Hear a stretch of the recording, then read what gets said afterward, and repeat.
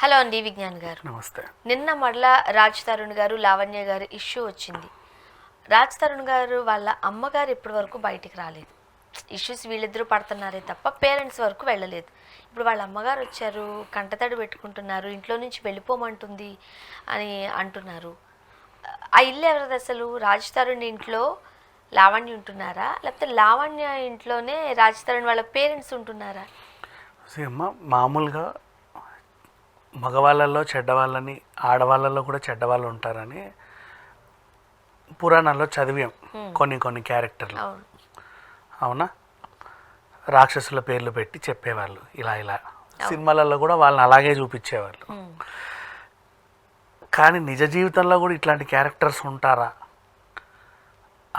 అనిపిస్తే ఇప్పుడు చూస్తున్నా నేను. కనీసం 1 సంవత్సరం నుంచి నిజంగా ఇట్లాంటి ఆడవాళ్ళు ఉంటారా చెప్పు. కరెక్టే, నువ్వు కూడా ఒక మహిళవే, నీకు కూడా మహిళలకి సపోర్ట్ చేస్తావు. కానీ బేసికలీ ప్రతి విషయంలోనూ చేయలేంగా, చేసే పరిస్థితులు ఉండట్లేదు. ఇప్పుడు చూడు, తను చేసిన మంచి ముందు చెప్పుకొని తర్వాత నెక్స్ట్ దానికి వద్దాం. మంచి ఏంటంటే రాజ్ తరుణ్కి ఇవిడ తెలుసు, ముందు పరిచయం ఉంది. ఫస్ట్ అద్దంలో మొహం చూసుకొని తలదూకునే టైంలో బ్యాచిలర్ హౌస్లోనో హాస్టల్లోనో ఉండాలి. ఇప్పుడు వైజాగ్ నుంచి వస్తున్నా కాబట్టి ఆ డైరెక్షన్ డిపార్ట్మెంట్లో చిల్లాచితగా వేషాలు వేసుకుంటూ అవన్నీ పని చేసుకుంటూ ఇంకోవైపు ఆడిషన్స్కి వెళ్ళేవాడు. ఆ టైంలో చాలామందికి చిల్లర కావాలి, నీడ కావాలి, తెచ్చుకునేవి సరిపోవు. ఎంత కాదనుకున్నా ఒక టిపికల్ బ్రాహ్మణ్ అబ్బాయి. సో ఏం చేశాడు, ఒరే మన ఇల్లు ఉంది కదా, ఈ రూమ్ ఖాళీగానే ఉంటుంది, నువ్వు ఉండు, ఇక్కడే ఉండు అని లావణ్య ఫస్ట్ నీడనిచ్చింది. సరే పర్లేదు. వీళ్ళిద్దరికి ఎలా పరిచయం అనేది కూడా డౌటే చాలా మంది. ఏదో వైజాగ్లోనో అక్కడెక్కడో ఏదో పరిచయం చచ్చింది, ఎక్కడో పరిచయం అయితే చచ్చిందమ్మా. ఒక చిన్న పరిచయం. హైదరాబాద్కి వచ్చారు, మన మనిషి వీడు అనవసరంగా అక్కడ ఇక్కడ తిరగడం ఎందుకని చెప్పి నువ్వు కొంపలో పెట్టుకున్నావు, సంతోషం. వాడు చక్కగా హ్యాపీగా మంచిగా తినేసి వెళ్ళి ఆడిషన్ స్కెచ్ వచ్చి ఉండేవాడు. తర్వాత ఏం చేసావు, నీ మీరావు, మన ఇద్దరం కలిసి ఉందాం, పెళ్లి చేసుకుందాం, నీకు ఇప్పుడిప్పుడే అవకాశాలు వస్తున్నాయి కొత్తలో, వాడికి పెళ్లి చేసుకుందాం అంటే సరే పెళ్లి చేసుకుందాం అనింది కదా.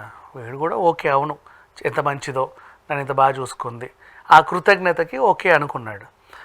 తర్వాత ఏమైంది, ఈ పిల్ల డ్రగ్స్ కేసులో ఇరుక్కోవడం, జైలుకి వెళ్ళి రావడం. డ్రగ్స్ కేసులో ఇరుక్కున్న వాళ్ళని జైలుకు పంపరు, నిన్ను తీసుకెళ్ళి కౌన్సిలింగ్ ఇప్పిస్తారు. నేను అదే అనబోతున్నాను, ఆ డ్రగ్స్ తీసుకున్నందుకు కాదు కదా తన్ని జైల్లో. ఎగ్జాక్ట్లీ, నువ్వు డ్రగ్స్ తీసుకుంటే నిన్ను రిహాబ్కి పంపిస్తారు, ఇంకోసారి ఇలా చేయకు అని చెప్తారు. కానీ నువ్వు పెడ్లర్, వ్యాధిగా పరిగణిస్తారు. నువ్వు పెడ్లర్ అయితే 10 మందికి పంచితే అప్పుడు నేను అరెస్ట్ చేస్తారు. 3 సార్లు బెయిల్ రిజెక్ట్ అయిందంటే నువ్వు ఎంత ఉత్తమురాలువో అర్థమైపోయింది. అక్కడ 3 సార్లు బెయిల్ రిజెక్ట్ అయింది. అట్లా 45 రోజుల్లో ఉన్నావు.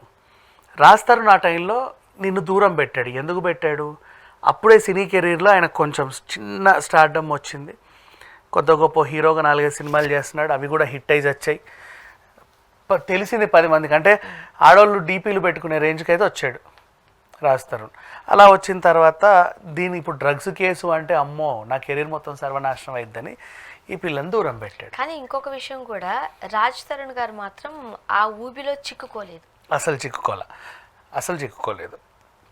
నెక్స్ట్ నవ్వు ఆ తర్వాత ఈమె జైలు నుంచి బయటికి రావడం, ఇంకా అడ్డమైన పరిచయాలన్నీ పెంచుకోవడం వచ్చిన తర్వాత ఈలోపే రాజ్ తరుణ్ ఏంటి, ఓ 2-3 సినిమాలు సైన్ చేసి అక్కడ ఒక 1.5 పెట్టి ఒక విల్లా కొనుక్కున్నాడు.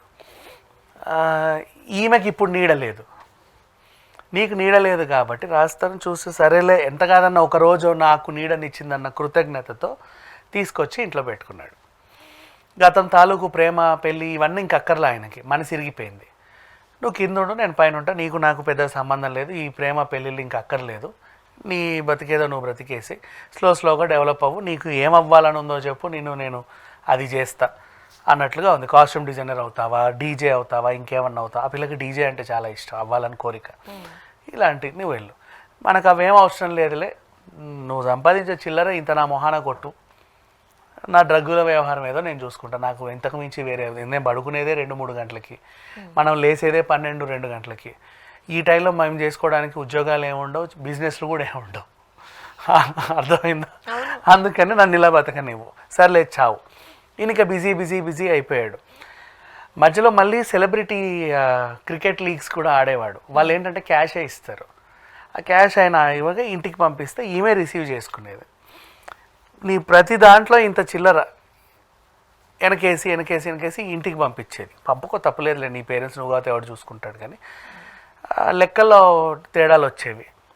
నీకు మేనేజర్గా పెట్టుకున్నాడు, కనీసం అది ఆ పనైనా చెయ్యి, నా డేట్లు చూడు, నాకు మేనేజర్ అంటే ఆల్రెడీ రాజా రవీంద్ర గారు చేస్తున్నప్పటికీ ఈ పిల్ల కూడా కొంచెం అందులో చిల్లర అంత లెక్క పెట్టే జాబ్ ఇచ్చాడు. ఆ చిల్లర మొత్తం సర్వనాశనం చేసేది. ఆ పొడుచుకోవడాలు పీల్చుకోవడాలు ఇలాంటివి ఎక్కువ. తర్వాత డ్రగ్స్ దందా నడిపింది మహారాణి. చాలా మంది ఇప్పుడు ఆ వరలక్ష్మి టిఫిన్ సెంటర్ వాళ్ళతో కాంటాక్ట్లు, వాళ్ళతో కాంటాక్ట్లు, వీళ్ళతో కాంటాక్ట్లు, ఇక ఏదో ఒక టైప్ ఆఫ్ ఇల్లీగల్ యాక్టివిటీస్ ఎక్కువ అలవాటు పడ్డాయి. ఆ కోణంలోనే పోయి ఎందుకు ఆమె అంత బానిస అయిపోయిందో అనిపిస్తూ ఉంటుంది. ఇక పోనీలే ఆ ఇష్టం, దానికి నాకు జాలిపడడం కూడా ఇష్టం లేదు ఇలాంటి వాళ్ళపై. మస్తాన్ సాయి ఈ ఫ్రెండ్షిప్లు ఆమెను ఇంకా పక్కదోవ పట్టించాయేమో. నెక్స్ట్ ఇంకొకటి, ఆ మస్తాన్ సాయి అనేవాడితో కిందే సంసారం పెట్టావు, పైన ఆయన ఉంటున్నాడు, సరే ఫోన్లే చావని ఏదో ఒకటి చేసుకుంటుంది అనుకున్నాడు. మస్తాన్ సాయితో లేచి కూడా పోయావు.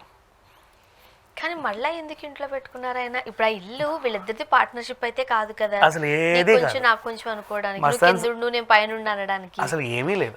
ఇన్ని చేసినప్పుడు ఇంట్లో ఎందుకు కంటిన్యూ చేశారు రాజ్ తరుణ్ గారు? అట్లేం లేదు, ఇదే ఈ పిల్లే ఉండి మస్తాన్ సాయితో వెళ్ళిపోయింది. వాడేం చేశాడు, యాక్చువల్గా వాళ్ళ చెల్లి పెళ్ళి ఉండే, మరి అన్నీ ఉన్నప్పుడు తర్వాత దావత్ ఉంటుంది కదా, దావత్ అన్నాక డ్రగ్స్ ఉంటుంది కదా, మరి డ్రగ్స్ ఉన్నప్పుడు ఖచ్చితంగా లావణ్య లేకుండా ఆ పార్టీ అవ్వదు కదా. సో లావణ్య దా అని చెప్పేసి గుంటూరుకి పిలిచాడు, అక్కడ ఒక లాడ్జ్లో పెట్టాడు, నేను పెళ్లి వ్యవహారం చేసుకుంటా అన్నాడు. ఈలోపు ఏమైంది, ట్రైన్లో డ్రగ్స్ తెస్తున్నారు ఢిల్లీ నుంచి ఎవడో అని చెప్పి సమాచారం వచ్చింది. సుబానీ బ్రదర్స్ పోలీసులకు సమాచారం వచ్చేసరికి వాళ్ళందరిని అరెస్ట్ చేశారు. నెక్స్ట్ వీడే ఓహో మన వాళ్ళు అరెస్ట్ అయ్యారు, ఇక నన్నే అరెస్ట్ చేస్తారని చెప్పి పారిపోయాడు. ఈ పిల్ల ఏమో లాడ్జ్లో ఉంది, బిల్లు కట్టట్లా, ఫుడ్ తేవట్లా, నన్ను ఏం చేయాలో అర్థం కావట్లా, ఫోన్ చేస్తే లేపట్లా. వీడు నన్ను మోసం చేశాడేమో అనుకొని అక్కడ పోలీస్ స్టేషన్కి వెళ్ళి నన్ను పెళ్లి చేసుకుంటానని నమ్మించి ఒక అబ్బాయి తెచ్చాడు, నా మీద అత్యాచారం చేశాడు, పారిపోయాడు అని కంప్లైంట్ పెట్టింది. వాళ్ళు తీరా చూస్తే పారిపోయింది ఎవడా అంటే మస్తాన్ సాయి. ఒరే వీడి గురించే కదా మనం వెతికేది, ఓహో ఇంత ఉందా ఈ అవ్వారం, సరే చూద్దాంలే అమ్మ నువ్వు ఉండు అని చెప్పి వాళ్ళ కోణంలో వాళ్ళు ఉన్నారు. అయితే అప్పుడు అక్కడ పెట్టిన కంప్లైంట్ ఏంటి, నన్ను ప్రేమించాడు, పెళ్లి చేసుకుంటానని నమ్మిస్తే నేను వచ్చాను, నన్ను శారీరకంగా వాడుకున్నాడు అండ్ పారిపోయాడు. సో అంటే ఇప్పుడు లీగల్గా ఏం చెప్పాలి, రాస్తారు వదిలేసి నువ్వు ఎవరితోనో లేచిపోయావు రికార్డ్స్లో, అంతే కదా నీ కంప్లైంట్ ప్రకారం. ఇప్పుడు వాడు లేడు ఎవడు లేడు, ఏం చేయాలి, మళ్ళీ తిరిగి రాస్తాను కొంపకు వచ్చేసావు.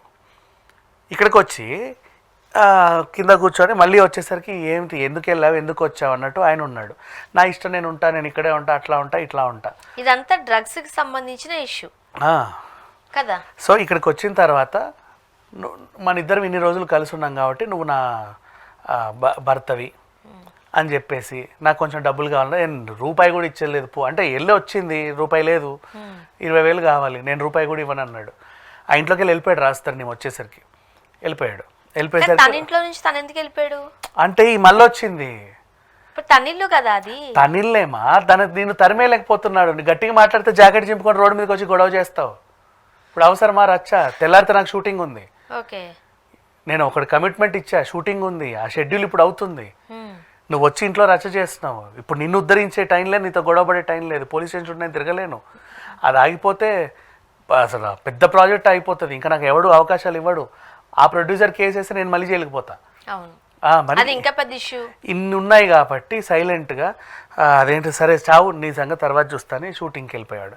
డబ్బులు ఇవ్వు, కావాలి, నువ్వు లేదా నీ లొకేషన్కి వస్తా, చస్తావా నీ లొకేషన్కి వస్తా, నువ్వేం చేస్తావో చెప్పు, అది ఇదని బాగా టార్చర్ చేసేది. పిల్లోడు కెరీర్ మీద ఫోకస్ చేయలేక, ఎక్కువ సినిమాలు చేయలేక అలా ఉన్నాడు. ఆ తర్వాత ఏం జరిగింది, ఈమె ఇట్లా ఉండి 20,000 అడిగితే కొన్ని రోజులు ఇవ్వాలా, ఆ ఇంటికి కూడా రాలా. ఇక అసలు విషయానికి వస్తే ఈ దరిద్రం అంతా మనకు తెలుసు, చాలా మాట్లాడుకున్నాం. ఇప్పుడు ఈ కొంప నాది, రాస్తారుంది కాదు అని అక్కడే తిష్ట వేసింది. ఎట్లా నీది అవుతుంది అంటే నేను భార్యని కాబట్టి ఇంటి మీద నాకు హక్కు ఉంటుంది, ఈ కోణంలో వెళ్తుంది. ఈ కోణంలో సరే వెళ్తే వెళ్ళి, ఈ కోణంలో నీకు కూడా హక్కు ఉంటుంది. అలా అని వాళ్ళ తల్లిదండ్రులకు హక్కు లేదనేది లేదు కదా. అత్తమామకు కూడా ఇంట్లో హక్కు ఉంటుంది. అత్తమామ ఇంటికి వస్తే మెడబట్టి గెంటేసావు. కానీ నిజంగానే వీళ్ళిద్దరు పెళ్లి చేసుకున్నారా? ఏం చేసుకోలేదమ్మా. సింపుల్ నీకు చెప్పనా, అదేంటిది, ఒక ఆడపిల్లలకి ఇవాళ ఈ చూసిన తర్వాత రెంట్కి ఇవ్వడానికి ఆలోచిస్తున్నారు. 4 నెలలు రెంట్కి ఉన్న తర్వాత ఈ ఇల్లు నాదే, నువ్వు నేను నీకు పెళ్ళాన్ని, నువ్వు నన్ను ఓ రోజు అలా చేసావు ఇలా చేసావని కంప్లైంట్ పెడతారు. పెళ్లి చేసుకోలేనప్పుడు అత్తమామలనన్న మాటలు మీడియాలో కూడా ఎందుకు వస్తున్నాయి? సరే అత్తమామ వచ్చారు, మెడబట్టి అంటారు మీరు. ఆమె అంటుంది కదా, ఆమె అంటుంది నాకు పెళ్ళయిందని తను అంటుంది.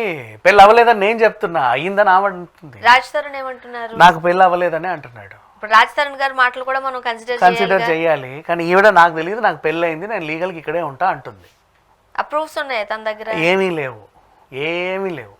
మరి ఇక్కడ పెళ్లి చేసుకుని ఉంటే అక్కడ గుంటూరులో నన్ను వాడుకున్నారు, లేకపోతే నన్ను ఇది చేశారు అది చేశారు, అక్కడ ఎందుకు కంప్లైంట్ పెట్టారు? అది అది దేవుడికే తెలియాలి, ఆమెకే. ఇది కూడా పెద్ద చిక్కుముళ్ళే, పెద్ద చిక్కుముడే. కాకపోతే ఈ కొంపని అయితే వదలనంటుంది. ఎందుకమ్మా ఈ కొంపని వదలవు అంటే, అది కొన్నప్పుడు 1.5 ఇప్పుడు 13 సరిపోయింది. సో ఈమెతో పాటు యాక్చువల్గా నా కూతురు మా కూతురే కాదు, అది ఇలాంటిది అలాంటిది అని చెప్పిన వాళ్ళ పేరెంట్స్ కూడా ఎప్పుడైతే 13 కోట్లు అన్నారో వీళ్ళు కూడా వచ్చి సొల్లు గారుస్తున్నారు.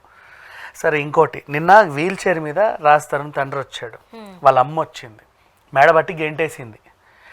మీడియా వాళ్ళు వచ్చాక ఏం చెప్పిందో తెలుసా?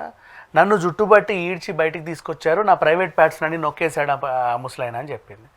వీల్ చైర్ నుంచి లేచి నీ ప్రైవేట్ పార్ట్స్ అన్ని నొక్కాడా? ఎలా నొక్కాడు చెప్పు?